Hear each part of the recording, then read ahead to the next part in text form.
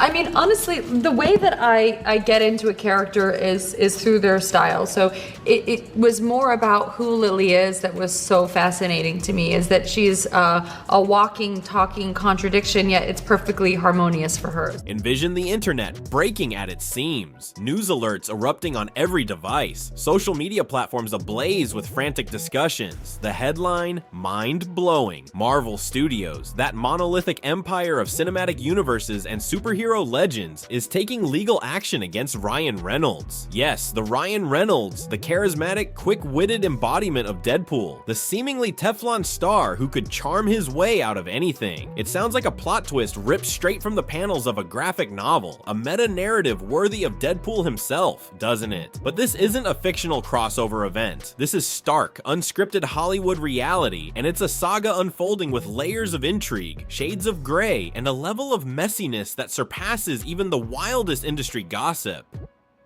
Forget epic battles against cosmic villains. This time the fight is for brand integrity, for reputation, and perhaps even for the very trajectory of a celebrated career. What series of catastrophic missteps and simmering tensions led to such an unprecedented scorched earth maneuver from Marvel? The answer delves into not only the complexities of Reynolds' actions, but also the involvement of another prominent figure in the Hollywood landscape, all interwoven with a tangled web of swirling rumors, pointed accusations, and leaked digital communications that have transformed the usually glamorous dream factory into a pressure cooker of anxieties and uncertainty. So I really look at I love a challenge though, and I'm just so proud of every bit of it. We went through a whole roller coaster of the human experience, and I'm very proud.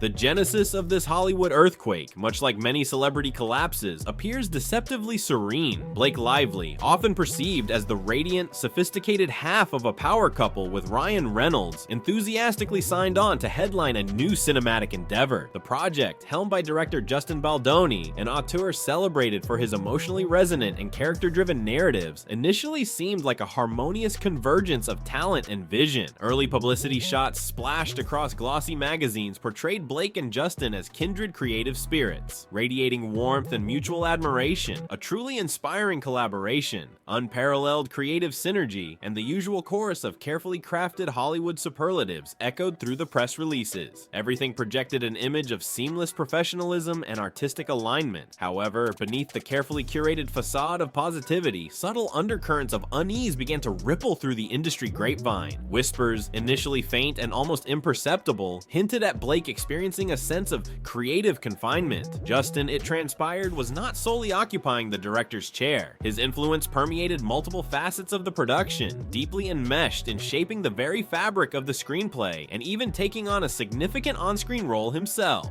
For an actress of Blake's stature, accustomed to having her insights and opinions carry considerable weight within collaborative environments, this multifaceted control might have fostered a feeling of diminished agency, a subtle friction in what was meant to be a smooth partnership. The initial cracks in the seemingly flawless surface were barely discernible, akin to the faintest tremors before a major seismic event. Yet for those attuned to Hollywood's subtle signals, the vibrations were undeniably present. But I was like just tracking him down, and then I finally got to read the script, and the script was a thriller. So that was a little confusing to me because he's like such a funny director. Yeah. And so I said, what is this? Because the script is definitely like a twisting, turning, intense thriller. Is it a comedy or a thriller? And he said, yes.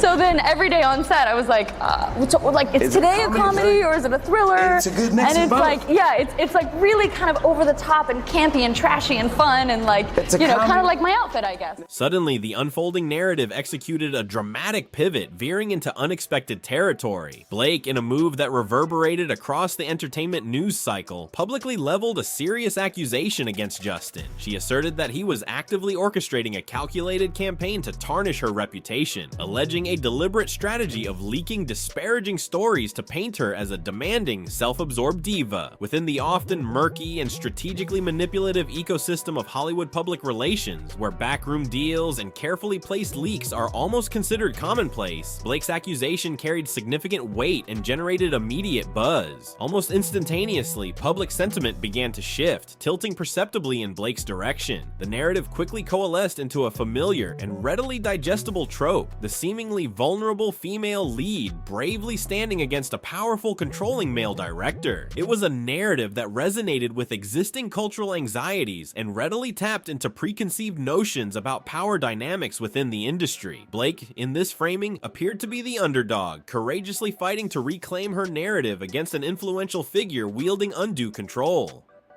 For a fleeting moment, many were primed to accept this simplified version of events, readily embracing the image of Blake as a victim of Hollywood's entrenched power structures. However, this meticulously constructed victim narrative was teetering precariously on the brink of collapse, poised to shatter and expose a far more intricate, nuanced, and ultimately less flattering reality lurking beneath the surface. We always tease each other. He was, after I gave birth, he was like, oh my gosh, if I lost you and I, went to the park with our 3 kids, I mean, think of the ladies I can have. This is a horrible thing to say.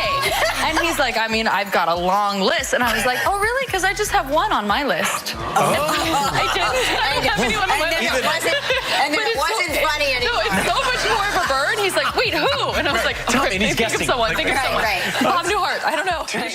The entire landscape of the unfolding drama underwent a seismic transformation when a cache of text message exchanges abruptly entered the public domain. These weren't casual, innocuous exchanges. They were meticulously detailed, strategically oriented, and, to put it bluntly, profoundly incriminating. The leaked communications painted a starkly different picture, dramatically undermining Blake's carefully cultivated image of victimhood. The text strongly suggested that Blake herself was not the target of a smear campaign, but rather the architect of strategic information leaks, actively manipulating the narrative to her own advantage. And perhaps even more explosively, it became apparent that she was not operating in isolation. Cryptic references to a robust network, and most significantly, recurring mentions of her husband Ryan Reynolds began to surface within the messages, hinting at a coordinated effort to exert influence and control. Blake appeared to be actively pushing for significant alterations to the screenplay, aggressively demanding enhanced promotional leverage, and even deploying a rather ominous metaphor, referring to certain influential individuals within her orbit as her dragons, seemingly poised to be unleashed with formidable force should her demands encounter resistance. The carefully constructed narrative of Blake as the wronged party dissolved into thin air, replaced by a jarringly contrasting image of a calculated strategist wielding considerable influence. Fans and industry observers alike were left reeling, grappling with a sudden and profound shift in perspective. Could these text exchanges truly be authentic? And if their veracity held true, to what extent did Ryan's involvement extend in orchestrating this behind-the-scenes maneuvering to ensure his wife remained firmly positioned in the limelight, regardless of the ethical implications or the potential for collateral damage to others? The once envied image of the picture-perfect Hollywood couple, radiating charm and effortless success, was now irrevocably fractured, revealing a far more complex and disconcertingly calculated dynamic lurking beneath the glossy veneer.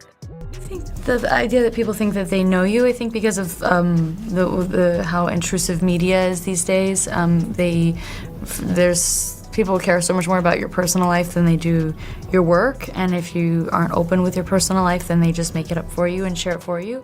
The eruption of the leaked text messages ignited a wildfire of controversy, with the flames rapidly spreading to the most prominent stage in the entertainment industry, the hallowed halls of Marvel Studios. Ryan Reynolds was not merely a contracted actor for Marvel. He had become synonymous with the very essence of Deadpool. He had masterfully resurrected the once dormant character, spearheading the revitalization of the R-rated superhero genre, and solidifying his position as a linchpin within the sprawling Marvel Cinematic Universe. He transcended the conventional role of a leading man. He had evolved into a self-contained brand, a comedic powerhouse whose irreverent persona resonated deeply with a global audience. However, in the wake of the unfolding scandal, uncomfortable questions began to surface, casting a shadow over his previously unblemished image. If Blake was indeed leveraging Ryan's considerable industry clout, if she was actively mobilizing his network of dragons to exert pressure and manipulate narratives, how far was he willing to go to safeguard her interests and, by extension, protect his own carefully constructed empire? Marvel executives, initially dismissing the swirling rumors as mere tabloid sensationalism, began to experience a palpable shift in their internal climate, a growing sense of unease creeping into their strategic deliberations. The meticulously curated, overwhelmingly positive public image of their roster of A-list stars, the carefully engineered brand synergy that had become a hallmark of Marvel's unprecedented success. Could it all be jeopardized, even tarnished, by the unfolding controversy? The unsettling specter of behind-the-scenes manipulation, the potential abuse of industry influence to control narratives and silence dissent began to haunt the usually unflappable corridors of the House of Mouse. A perceived blemish on the irreverent, fan-adored image of Deadpool, a character built on boundary-pushing humor and a rebellious spirit, carried the potential to translate into very tangible financial repercussions and lasting reputational damage for the entire studio.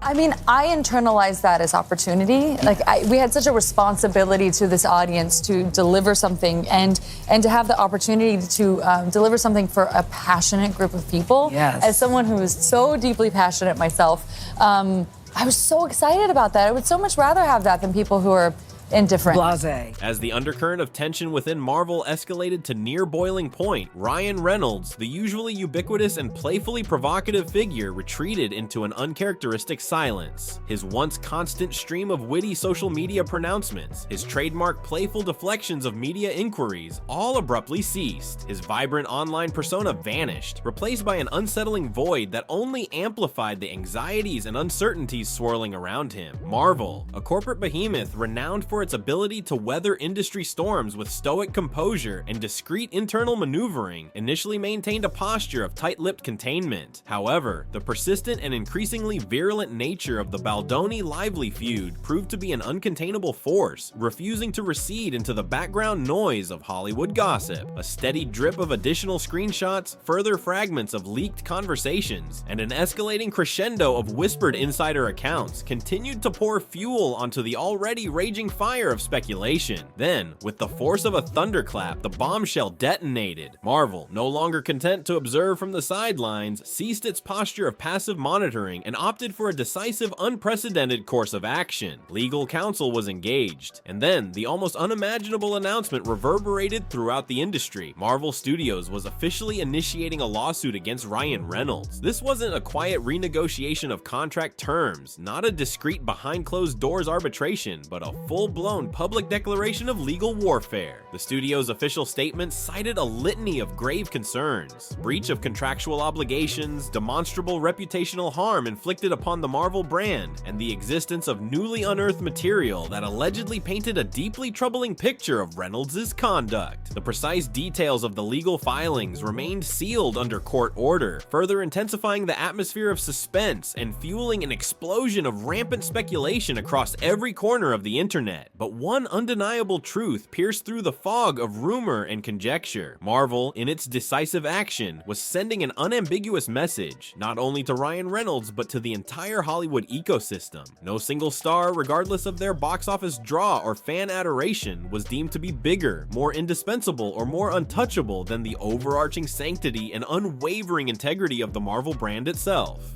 The seismic announcement of the lawsuit unleashed shockwaves that reverberated throughout the entirety of Hollywood, sending tremors of unease through studio executive suites and talent agencies alike. Projects that had been eagerly slated for Ryan Reynolds' involvement, ventures ranging from lucrative endorsement deals to high-profile film roles, were abruptly placed into a state of indefinite suspension, effectively frozen in place. Studios, corporate sponsors, and production partners, all acutely aware of the volatile and unpredictable nature of public perception, collectively hit the pause button, adopting a posture of cautious observation. No one dared to risk being caught in the potentially devastating crossfire of what promised to be a protracted and intensely public legal battle. Blake Lively's reputation, already severely compromised by the leaked text message revelations, absorbed yet another crippling blow. The dramatic and highly publicized withdrawal of her legal representation, coupled with the weight of Marvel's lawsuit against her husband and the cumulative accumulation of damaging evidence, coalesced into a portrait of a meticulously crafted public image irrevocably shattering under the immense pressure of scrutiny. Directors and producers who had once eagerly sought her involvement in their projects began to harbor reservations, a growing wariness of the potential for behind-the-scenes drama and reputational fallout. Justin Baldoni, in a stark and somewhat ironic contrast to the maelstrom swirling around him, maintained a consistent posture of neutrality even as his film project found itself unintentionally intentionally thrust into the center of the unfolding scandal. Industry insiders, with a cynical yet pragmatic perspective, began to speculate that the sheer chaos and media frenzy surrounding the controversy might paradoxically generate an unprecedented level of public awareness for Baldoni's film, a bizarre and unintended silver lining amidst a very dark and stormy cloud. Meanwhile, Ryan Reynolds, now firmly entrenched in crisis management mode, found himself surrounded by a phalanx of legal advisors, desperately strategizing a course of action to mitigate the escalating damage and salvage his rapidly eroding public standing. The very future of Deadpool, the character that had defined his career resurgence and cemented his global superstardom, now hung precariously in the balance, shrouded in uncertainty and legal ambiguity. Beyond the closed-door meetings of studio executives and the hushed strategizing of legal teams, another crucial battleground was rapidly taking shape: the court of public opinion. For a franchise as deeply intertwined with its fanbase as Marvel, and for a star like Ryan Reynolds, whose very appeal hinged on his relatable, irreverent connection with audiences, the shifting tides of public sentiment held immense sway. The internet predictably erupted into a cacophony of voices, passionate defenses, scathing condemnations, and a vast spectrum of nuanced opinions in between. Hashtags both in support of and against Ryan Reynolds began trending globally, digital battle lines drawn in the sand of social media platforms. A significant segment of fans, fiercely loyal to Reynolds and his portrayal of Deadpool, rallied to his defense, viewing the lawsuit as an overreaction from a corporate behemoth, a David versus Goliath narrative playing out in real time. They questioned Marvel's motives, suggesting the studio might be leveraging the controversy as a pretext to exert greater control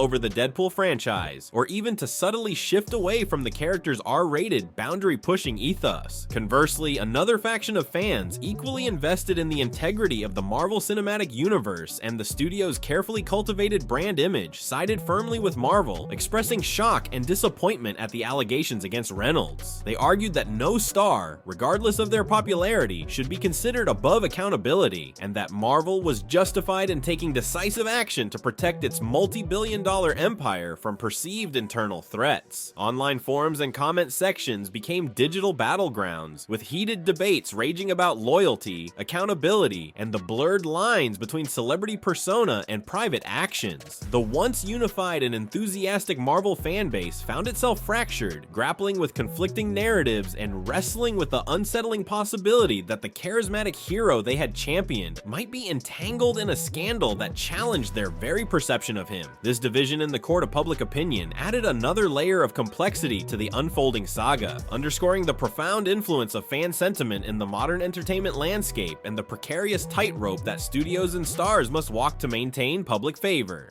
As the initial shockwaves of the lawsuit subsided, industry analysts and legal experts began to dissect Marvel's strategic maneuver, attempting to decipher the studio's long-term objectives and predict the potential legal outcomes. The lawsuit, while unprecedented in its boldness, was likely a calculated gamble, a high-stakes chess move in a complex game of corporate power and reputation management. Legal experts speculated that Marvel's legal strategy would likely center around proving breach of contract, arguing that Ryan Reynolds' alleged behind-the-scenes actions, potentially influenced or orchestrated by Blake Lively, violated clauses related to professional conduct, brand representation, or even moral turpitude. The sealed documents and newly obtained material hinted at in Marvel's official statement became objects of intense speculation, with many industry insiders wondering if they contained concrete evidence of deliberate sabotage, financial malfeasance, or actions that demonstrably harmed the Deadpool franchise's future prospects. The lawsuit could potentially unfold in several directions. One possibility, considered by some to be the most pragmatic, was an out-of-court settlement. Both Marvel and Ryan Reynolds might find it mutually beneficial to reach a confidential agreement, allowing both parties to spin the outcome in a way that minimizes further reputational damage and avoids the potentially messy and unpredictable spectacle of a public trial. However, Marvel's unusually aggressive stance publicly suing a star of Reynolds' magnitude suggested that the studio might be aiming for more than just a a quiet resolution. They might be seeking to set a precedent, to send a clear message to other A-list talent about the limits of their power and the unwavering importance of brand loyalty within the Marvel ecosystem. Another, more dramatic outcome could involve a protracted and highly publicized trial, a courtroom showdown that would expose every negotiation, every leaked message, and every behind-the-scenes maneuver to the harsh glare of public scrutiny. Such a trial, while potentially damaging to both sides, could also yield definitive legal rulings clarifying the boundaries of contractual obligations and the extent to which studios can control the off-screen conduct of their stars. Regardless of the ultimate legal outcome, the Marvel vs. Reynolds lawsuit had already irrevocably altered the landscape of Hollywood power dynamics, serving as a stark reminder that even the most seemingly invincible stars and the most powerful studios are vulnerable to the unpredictable forces of scandal, public opinion, and the unforgiving machinery of the legal system.